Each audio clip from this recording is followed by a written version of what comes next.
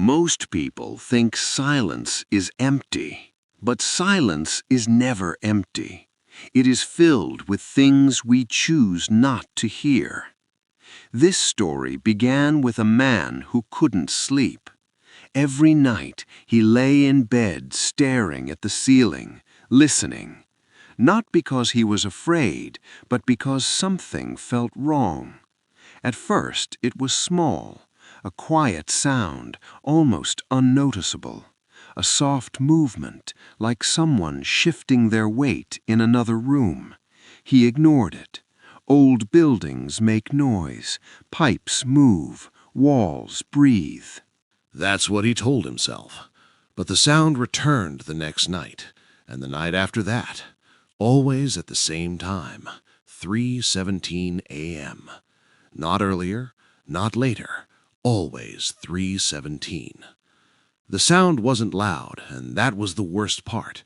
It was careful, slow, deliberate, like footsteps trying not to be heard. The man lived alone, no pets, no roommates, no neighbors close enough to hear. One night, he turned on the voice recorder on his phone and left it running while he slept. He didn't expect anything. In the morning, he listened. At first, there was only silence, then breathing, his own, and then at exactly 3:17 a.m., footsteps. 3 of them, slow, heavy, too close. Then something else, a pause, and a sound that made his stomach drop. Breathing, not his. It was deeper, slower, closer to the microphone. He stopped listening. That night he stayed awake, lights on, phone in his hand, door locked. 3:16 a.m. Nothing. 3:17 a.m. The sound returned, but this time it wasn't in the hallway. It was inside the room, right beside the bed. He didn't move, didn't breathe.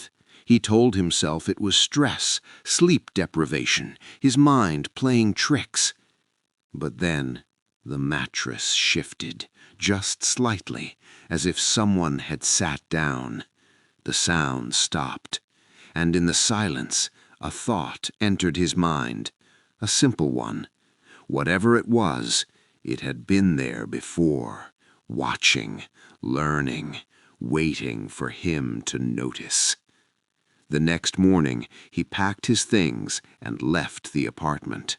No explanation, no goodbye. Weeks passed. Nothing followed him. No sounds, no footsteps. He relaxed, until one night, in his new place, his phone buzzed. A notification from a sleep tracking app. Movement detected at 3:17 a.m. He never installed a sleep tracking app, and his phone was on the table across the room. The story ends here, not because it is finished, but because some things don't need an ending. If you're listening to this late at night and the room feels too quiet, check the time.